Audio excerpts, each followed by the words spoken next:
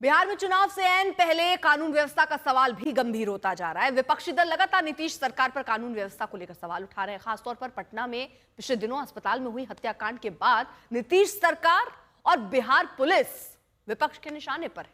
अब उसी चंदन शर्मा हत्याकांड में पुलिस ने 3 और शूटर्स को एनकाउंटर के बाद पकड़ने का दावा किया है।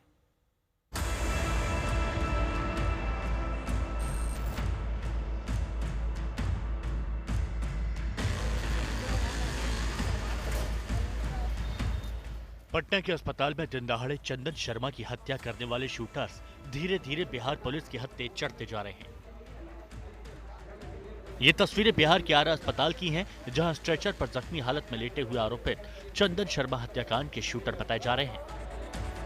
हाथ पैर में पट्टियां लपेटे हुए इन आरोपियों को बिहार पुलिस ने भारी सुरक्षा व्यवस्था के बीच इलाज कराया। इसी माइनर ओटी में वो दोनों जो शार्प शूटर हैं उनका इलाज चल रहा है।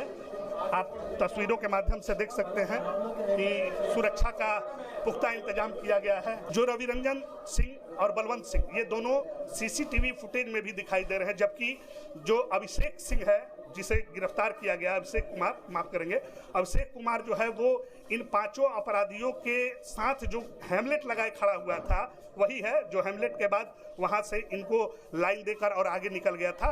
और कहें तो ये लाइनर के रूप में अभिषेक कुमार था और उसे भी पुलिस ने आज एनकाउंटर के तहत गिरफ्तार कर लिया है। चंदन मिश्रा हत्याकांड में शामिल अपराधियों और शूटर्स के इस हाफ एनकाउंटर को लेकर बिहार पुलिस की ओर से कोई बयान तो नहीं आया, लेकिन जो प्रेस विज्ञप्ति जारी की गई है उसके मुताबिक बिहिया थाना इलाके में घेराबंदी के बाद अपराधियों ने पुलिस पर फायरिंग की थी। पुलिस के मुताबिक बिहिया कटेया रोड पर सुबह करीब 5:45 बजे नदी के पास ये मुठभेड़ हुई, जिसमें बक्सर के लीलाधरपुर का रहने वाला 22 साल का बलवंत कुमार और भोजपुर के चकराही का रहने वाला 20 साल का रविरंजन सिंह घायल हुआ। दोनों आरोपियों ने पुलिस की घेराबंदी के बाद फायरिंग की थी और पुलिस की जवाबी फायरिंग में बलवंत को हाथ और पैर में जबकि रविरंजन को जांघ में गोली लगी। पुलिस का कहना है कि तफ्तीश में पता चला कि बलवंत ने ही मुख्य आरोपित तौसीफ उर्फ बादशाह को 10 पिस्टल दिलाई थी। वहीं शूटर्स को लेकर पारस अस्पताल भी पहुंचा था। इससे पहले पुलिस ने आरोपित तौसीफ समेत 4 शूटर्स को पश्चिम बंगाल से गिरफ्तार किया था, जिसने पुरुलिया की जेल में बंद आरोपित शेरू के इशारे पर इस हत्याकांड को अंजाम दिया। फिलहाल तौसीफ पुलिस रिमांड पर है और पटना में उससे पूछताछ जारी है। सोनू सिंह, आरा, आज तक। रोहित सिंह हमारे सहयोगी इस वक्त जुड़ चुके हैं और जानकारी के साथ। रोहित, अभी तक जांच कहां पहुंची? कितनी और गिरफ्तारियां अभी और होनी बाकी हैं या सारी गिरफ्तारियां हो गई? और आगे की जो गिरफ्तार लोग हैं इनकी प्रक्रिया क्या रहने वाली है?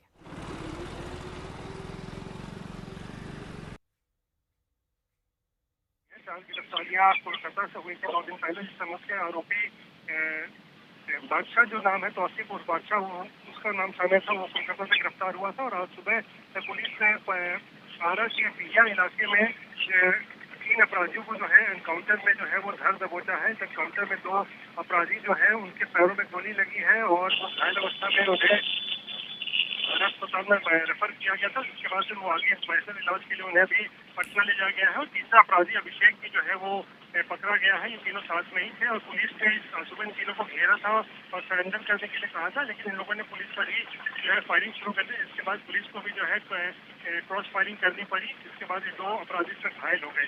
कुल मिलाकर आप देखिए तो 7 अपराधी जो है इस पूरे हत्याकांड में जो भारत अस्पताल में हुआ था उसमें अपराधी जो पकड़े गए हैं। और आज जो 3 अपराधी जिनको घर दबोचा गया है उन्होंने अपनी संदिग्धता भी जो है वो स्वीकार कर दी है कि वो भारत अस्पताल हत्याकांड में वो शामिल थे। तो पुलिस को जो है इस मामले में आज एक बड़ी कामयाबी वो मिली है।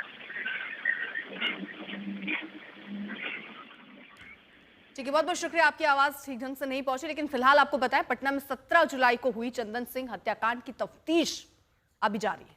शुरुआती जांच में शेरू नाम के अपराधी पर हत्या कराने का शक है। आरोपियों से पूछताछ के बाद और भी खुलासे होंगे, लेकिन फिलहाल उस हत्याकांड के बाद नीतीश सरकार विपक्ष के निशाने पर है। सवाल उठाए जा रहे हैं कि जंगल राज के आरोप लगाने वाले नीतीश के राज में जंगल राज जैसे हालात हैं, लेकिन क्या सचमुच बिहार में अपराध बेलगाम है? राष्ट्रीय अपराध रिकॉर्ड ब्यूरो यानी एनसीआरबी का आंकड़ा बताता है कि बिहार में 2001 से 2002 के बीच 71,000 से ज्यादा हत्या के मामले दर्ज किए गए। इनमें सबसे ज्यादा मामले 2004 में दर्ज किए गए जब 3,948 हत्याएं दर्ज की गई। उस समय राबड़ी देवी मुख्यमंत्री थी और कांग्रेस लेफ्ट भी सत्ता में शामिल थी। फिर 2005 में नीतीश कुमार के मुख्यमंत्री बनने के बाद हत्याओं की संख्या में शुरुआत में कमी आई, हालांकि बाद के वर्षों में ये रुझान उलट गया और 2012 में मामले फिर से बढ़कर 3,566 तक पहुंच गए। 2 दशकों की अवधि में हत्याओं की सबसे कम संख्या 2016 में दर्ज की गई, जहां 2,581 मामले दर्ज हुए।